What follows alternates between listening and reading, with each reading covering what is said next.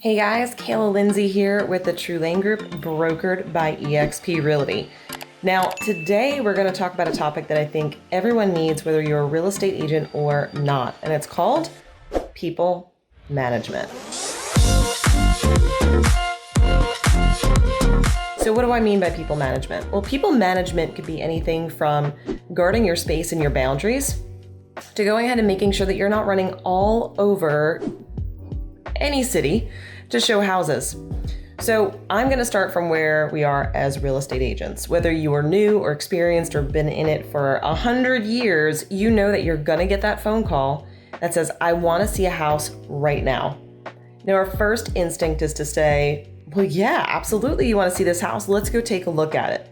Now, whether it's your listing or not, you may have the desire to run out and show that house, because what does that potentially mean? It means you might write a contract, right? Well, here's the thing we need to pay attention to.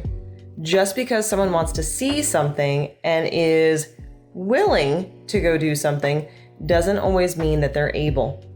Now, one of the first challenges, especially in the market that we're in right now, is what we're seeing is people are calling either the listing agent or a random agent on Zillow to show them a property.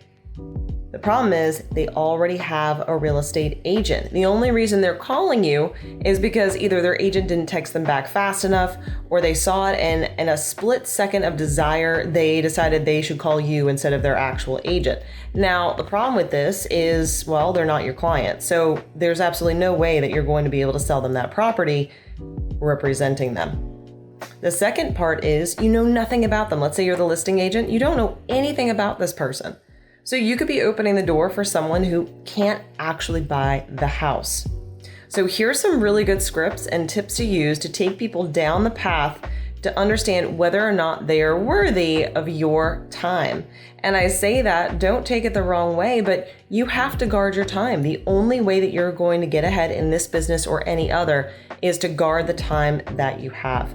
So if someone calls and they want to go see a property, first thing I want to do is get their name and get a phone number. Make sure the number they're calling from is the right number. Now, when this happens, you're usually driving down the road when you're answering this call. So I always try to make a note of when the call was, just so I don't lose that phone number. Now, the next thing I'm going to ask them is, hey, out of curiosity, I know that you love this house. You said that you want to go see it. You know, the fastest and best way to see this property is going to be by contacting your real estate agent, and they can book or schedule a showing. Have you already reached out to your real estate agent? Now, what I did there was I already assumed that they had a real estate agent. Now, one of two things are going to happen. Either one, they're going to say, oh yeah, well, I already called my agent and they're out of town, or, oh yeah, well, they didn't answer the phone quick enough, or, oh yeah, my agent, but. That is the first sign for you to not run around town, because they already have a real estate agent. Now, the second thing that might happen is they might go, oh, well, I don't have a real estate agent. Do you know what I can do? They'll either ask where they can find one. They'll ask if we could be their agent. This is a good sign because it means they don't have someone already representing them, which means we have the opportunity to go ahead and not only possibly represent them, but when we show them that house, they've got a higher potential for conversion. All right, so that's really good. Now, the next thing we want to ask them, because of course, if the person that is already got an agent, we're going to say, oh, well, that's going to be your best bet. I'm not going to be able to help you because I'm not representing you. The person that isn't already represented, what you want to do is go ahead and take the time to discuss with them, okay, well, let's take a look at what this house has to offer. It's a 3-bed, 2-bath. It looks like it is in multiple offers. Now, out of curiosity, have you already spoken with a lender to start getting a pre-approval?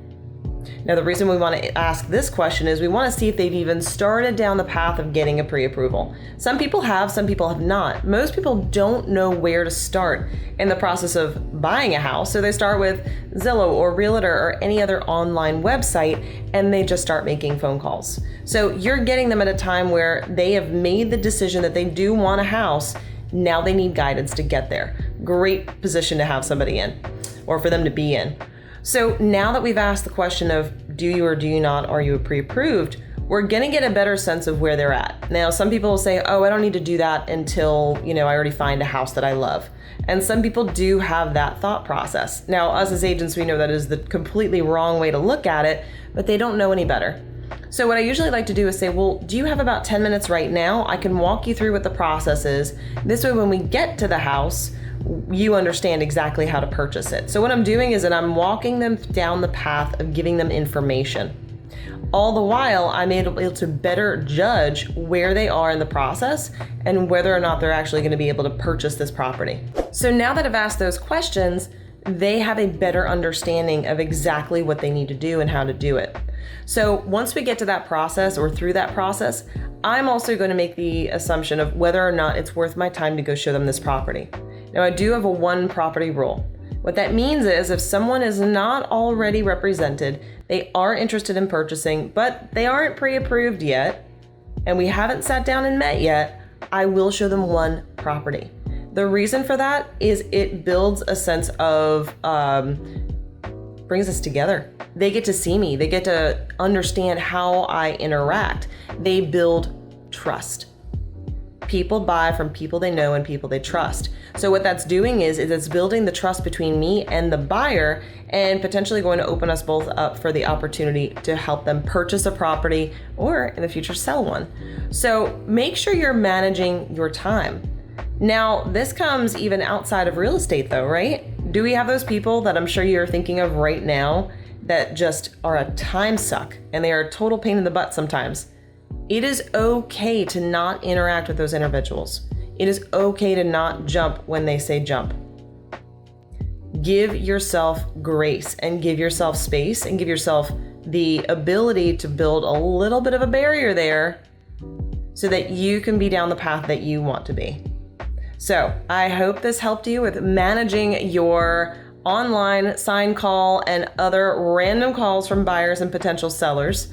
Remember, have your script ready so you can avoid the awful interaction of showing a house and finding out afterwards they already have an agent.